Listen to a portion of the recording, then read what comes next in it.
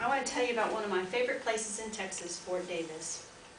Fort Davis is as real pioneer as the original Overland Trail stagecoach and wagon train that still runs right through town. I'm very fortunate to have to know a woman who grew up there. She's 86 years old, and she took me on a tour of this wonderful town.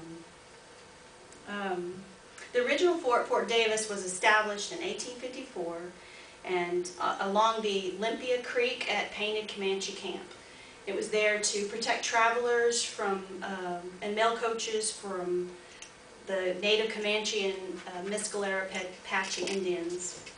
The fort was abandoned at the start of the Civil War and then became important to African American history because the Buffalo soldiers were stationed there. They were there from 1867 until 1885. Preserving the fort has been a priority for the area for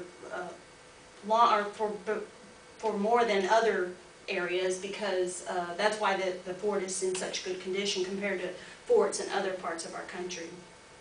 In 1961, the official Fort Davis National Historic Site was established, and then it was the 460-acre site was officially dedicated in 1966. So it's been around for quite a long time.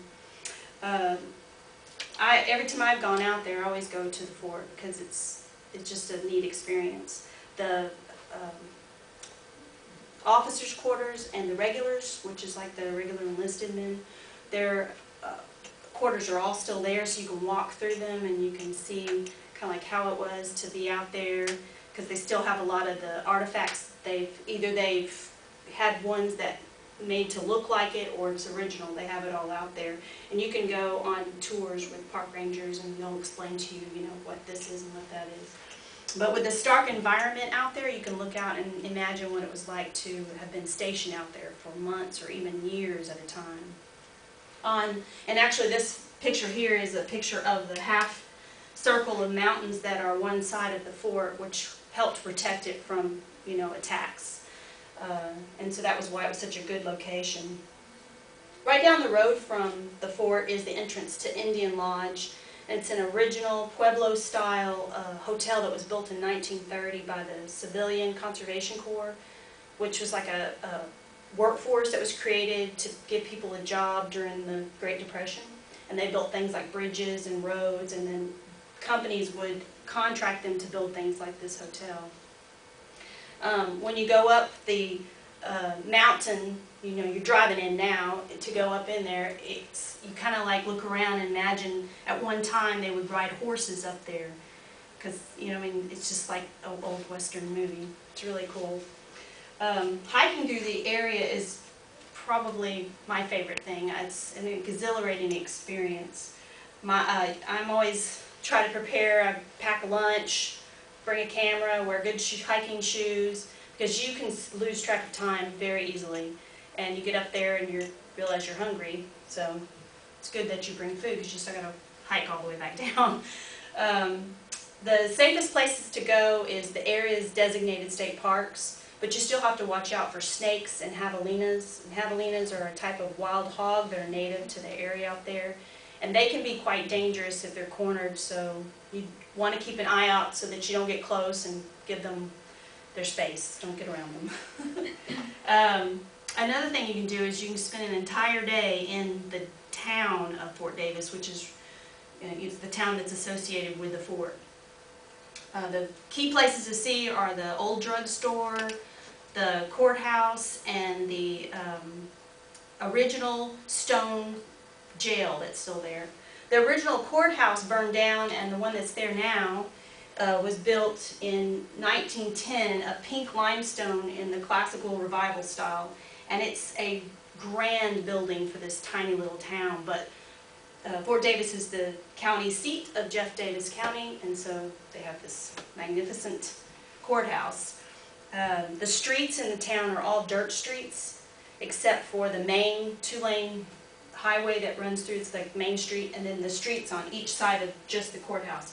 All the other streets are dirt streets. My friend, who I mentioned earlier, can still remember the families that lived in each of the houses and the businesses that were in those. There's a 1800 style adobe buildings that are still there. And so she would take me around and tell me, well, so-and-so used to live there, and that used to be the barber shop. It's really, she's amazing. She has a great memory for her age. If you want to stay in Fort Davis, they have the old historic Olympia Hotel, which was built in 1912, also a pink granite. And it's a beautiful hotel that's got gardens built all the way around it. And all the rooms are furnished in antiques. It's beautiful. They do have some modern conveniences, such as Wi-Fi, but you know, you're in a historic hotel, so why would you want to ruin the mood with technology? The price is really reasonable. You can get a basic room for $99, which is not bad for a grand hotel like that. Or you can do something like I do. I prefer to enjoy Fort Davis in a more old-fashioned way. I like to go camping.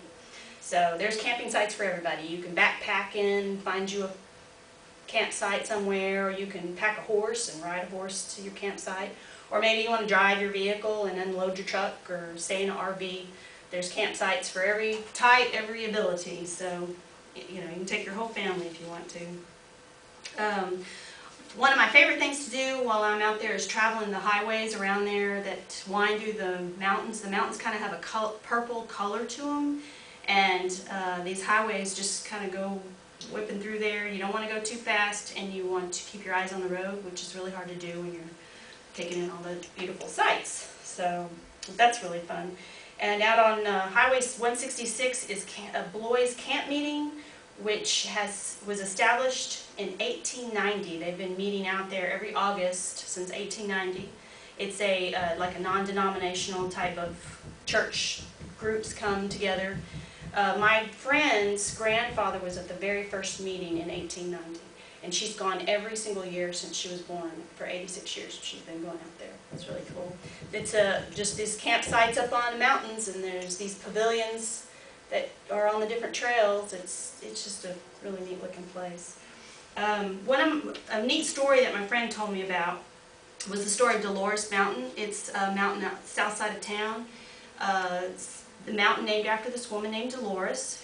She was engaged to this goat herder named Jose, and sometimes he'd go out for like a couple of weeks at a time, so she would want to communicate to him, as young lovers like to do. She would go up on the side of this low mountain and she would build a campfire, and that was to tell Jose that she was thinking of him and that she was missing him.